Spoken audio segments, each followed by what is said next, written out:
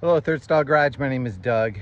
Today's video is going to be about something a little bit random and a little bit different. I am upstairs on our upper porch. We have a two-story house. There's Third Stall shop.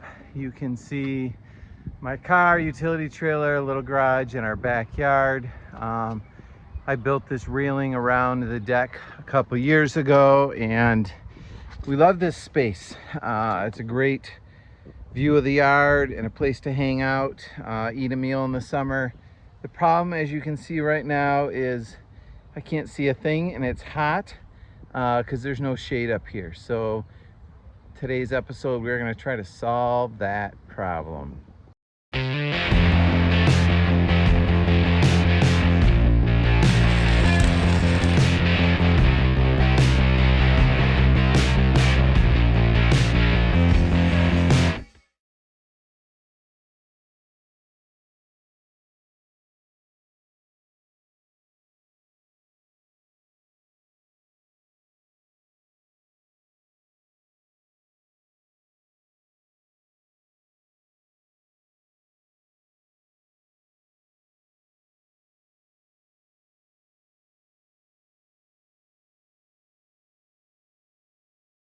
So it's been a week now since I built the arch, and which is way longer than the glue needs to dry.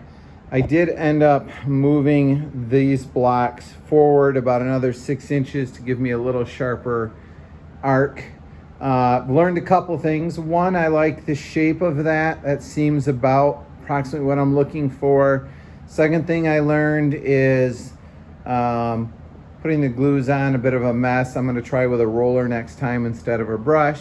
Third thing is I need to cut my strips thinner, because bending this far with approximately 7/8 inch thick was too thick, and this spot broke where there was a knot, and there's a knot here on this one, and it has started to break.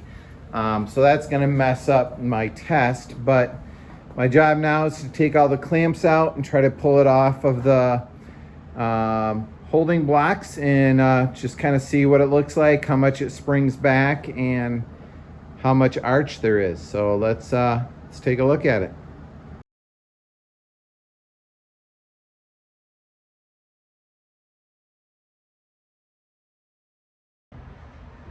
All right, time to swing this thing out of the way.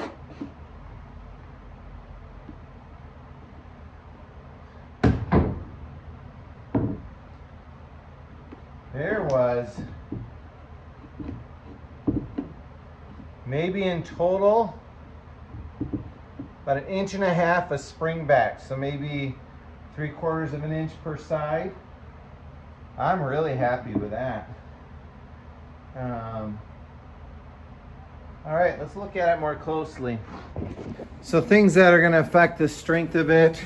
I did not get all of my strips perfectly in line, so like this one here is prouder than that one. I also have a few spots where I didn't have a clamp pull it together tight, and then my biggest issue is I'm going to have a massive weak spot right here, because realistically these two, I got a gap there, got a gap here and here, and these two are basically broken. So I might clamp some 2x4s on here to artificially strengthen this so I can test the actual strength of that arch. Curious to see how much weight it'll hold. All right, here is my test setup. This is completely unofficial and mainly for fun. So I have the end of the beam trapped on the sides with 2 blocks here, and then captive on the end, a couple screws going down into the floor, which should prevent it from expanding that way. On the other end, I'm just tucked up against the bottom plate of the wall, so hopefully that can't go anywhere. That bottom layer is pretty thick too, so I think that'll be fine. I did brace up the middle, cut a couple 2x6s and put 4 clamps on. I don't know how strong that is. I just kind of want to remove this section from the variable because that's where my cracks were. Assuming in the future, if I put thinner strips together, glued together, I'll eliminate the cracking issue. So my hope is just to over strengthen this and take it out as a variable. I also kind of loosely put a board in on the side here. It's attached with a pivot point there, simply to keep this movement as I put weight on it. I don't want the arch to fall over this way. So I think if the arch starts to sag, that will simply pivot on the workbench, but it will keep the whole thing from going whomp onto the floor. And I'm simply gonna put weight on it and see if it holds. Curious if I put my own weight on it, whether it will just splinter and fall to the floor or whether it will take my weight. We'll see. All right, I'm also recording this because I kind of hope to, if it fails, to see how or why or where it fails. All right, let's see what happens.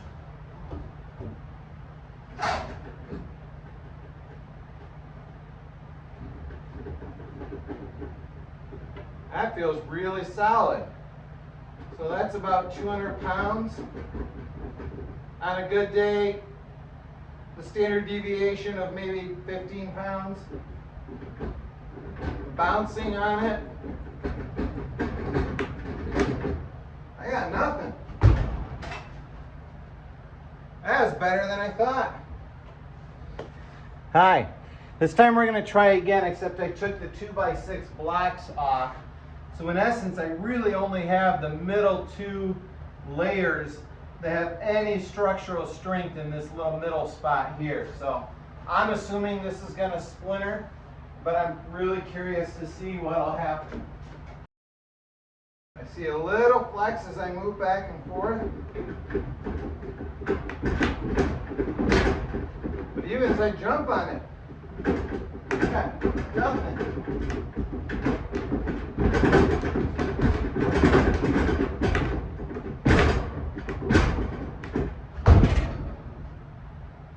That is way stronger than I anticipated. My inclination is that I think I'm going to use 2x4s instead of 2x6s to build my arches. All right. I learned something.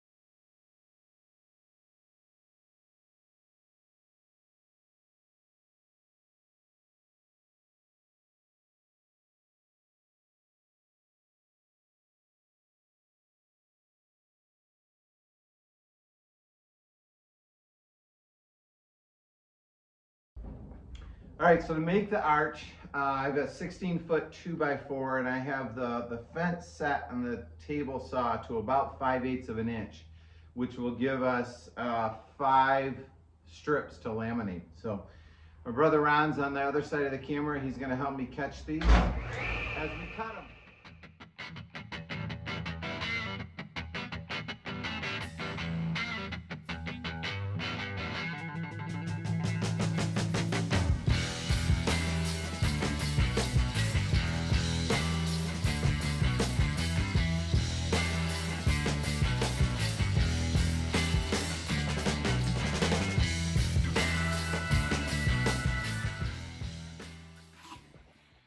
So we have our 5 pieces of the 2x4 cut.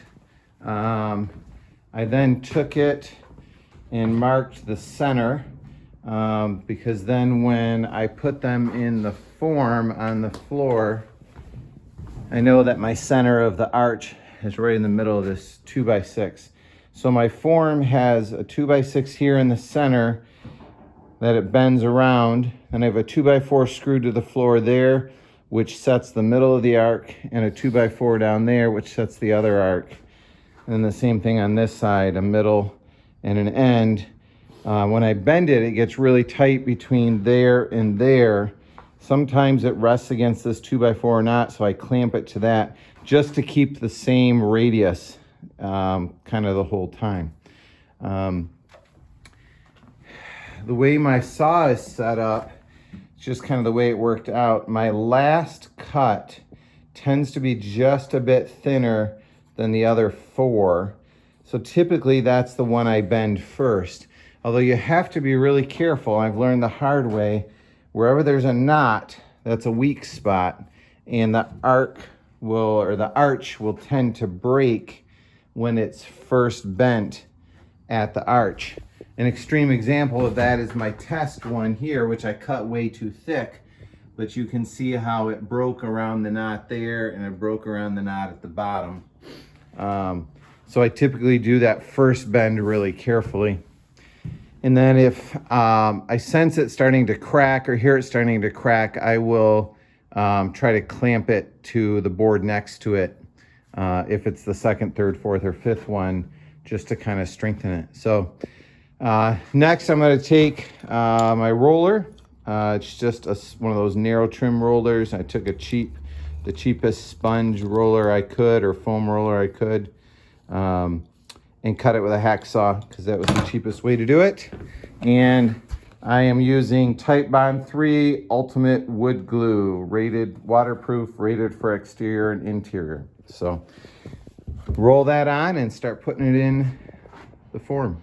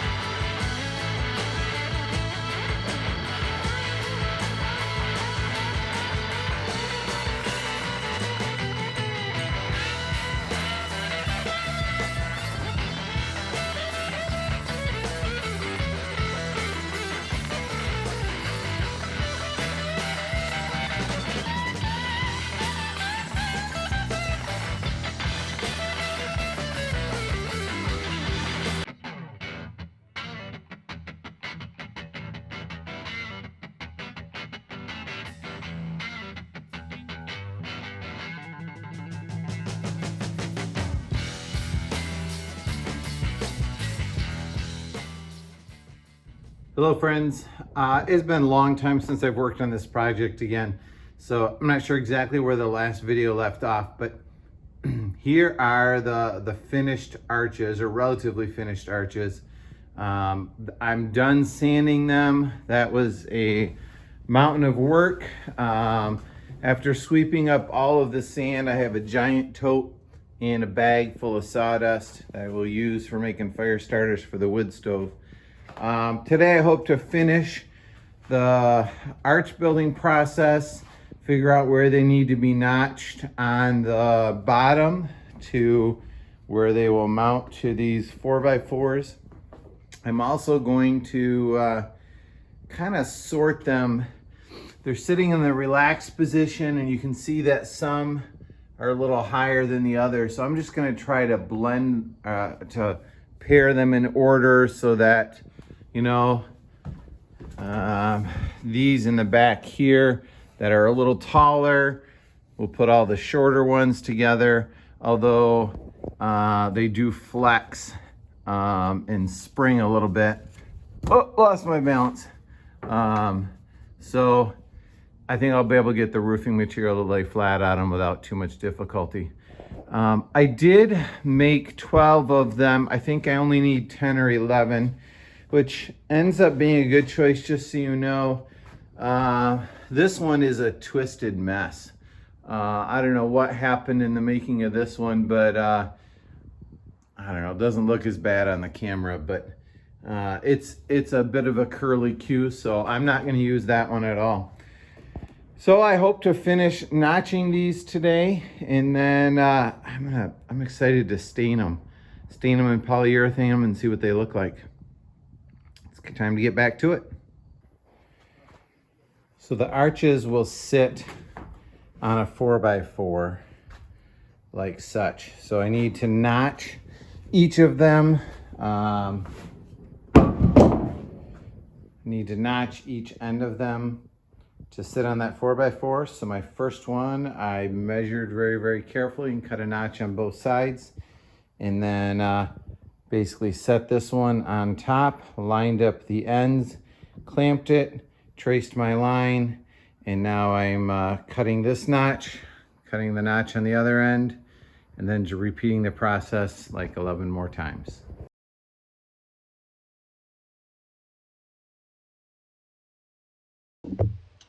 Notches are all cut.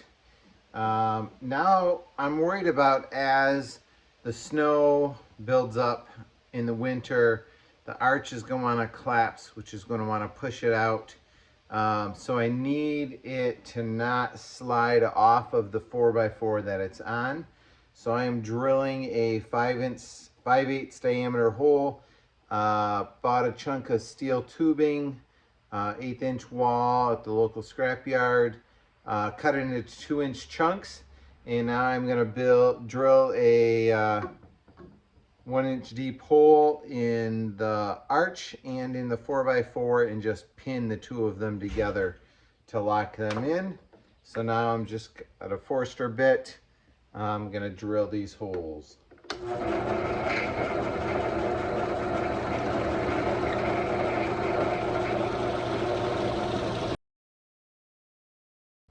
Just use this wedge to set my distance from the end to be consistent. One done, 11 to go. Time to drill the holes in the cross beams that the steel pins will go into to pin the truss to the side beam to take any lateral forces.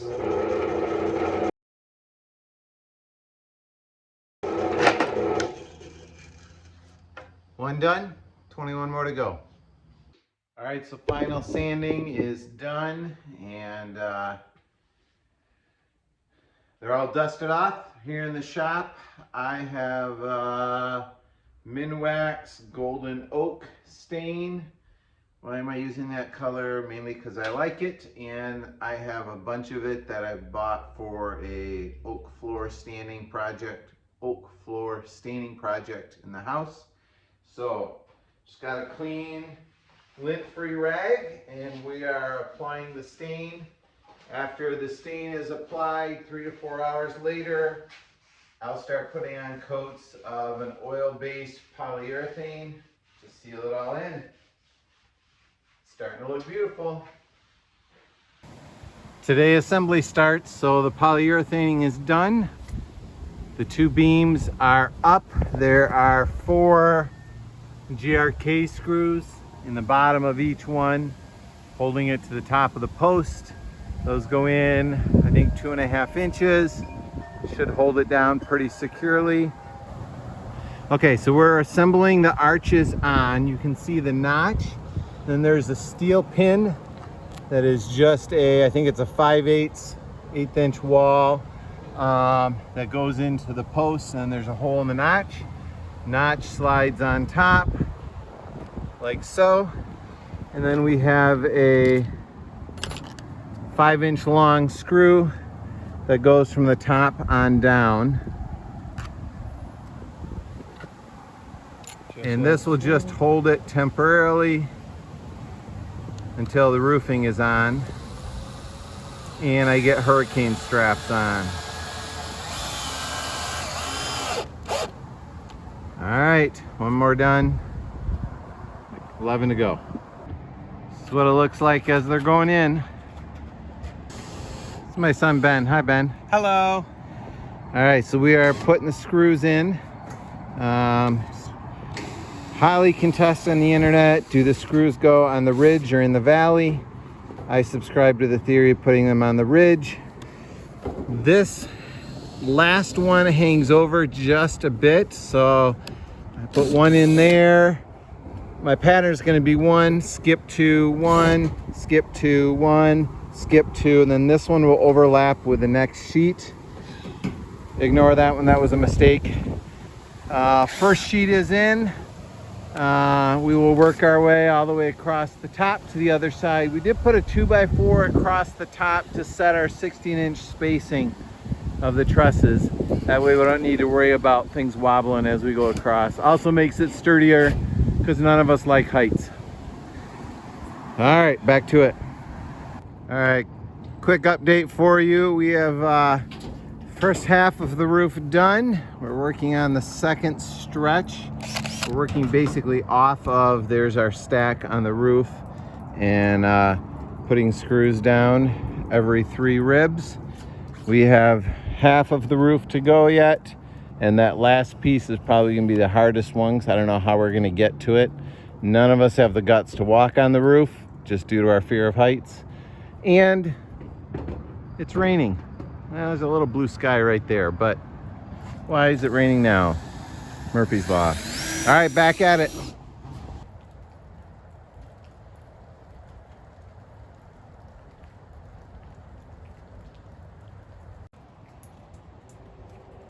Porch is pretty much done. You can see hung some bistro lights up. Those were the lights that I had. I think I might want to get some more of them, but I like how the lights reflect off the ceiling, how the arches turned out. I did put in hurricane straps that I painted black just to tie the arches to the cross beam. And then there is aircraft cable that runs from one side to the other. A little hard to see. There's one in the front, one in the middle, then one in the very back.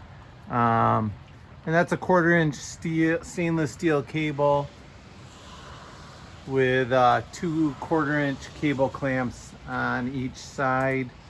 The other thing that I did is the sun gets kind of hot from the west.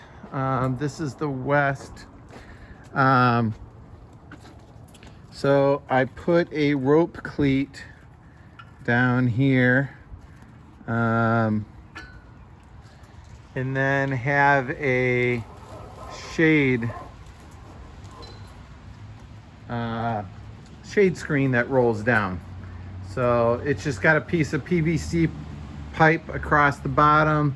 It's attached at the top. A couple P cords, parachute cords that go from this side down around the bottom, up and back through a couple eyelets. that when you grab the rope and pull on it, it rolls up. A little hard to do and hold the camera at the same time. So the rope goes under the bottom, which pulls it up. That's my garage, third stall garage.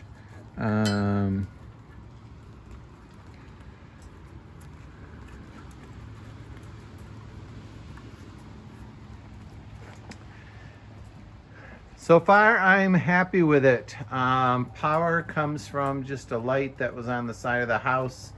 Ran an extension cord from the power inside across and over, and then have a photo eye up top there, so it turns on at dusk and turns off a couple hours later. So it's at night. It's raining, and my wife and I are sitting out here on the deck. We're dry. There's a cool little fireplace here, but somebody stole the tank out of it. Not literally. We borrowed the tank for the grill, I think. So I can't have that running. But it's great to have a place out of the rain and the weather to sit and enjoy a nice night and be with your wife. It's nice to have a place out of the rain, a little ambiance to relax and hang out on the porch with somebody you love. Hope you enjoyed the video, and thanks for following along on this adventure, and sorry about the mushy mush. Have a good night. I'm not sorry.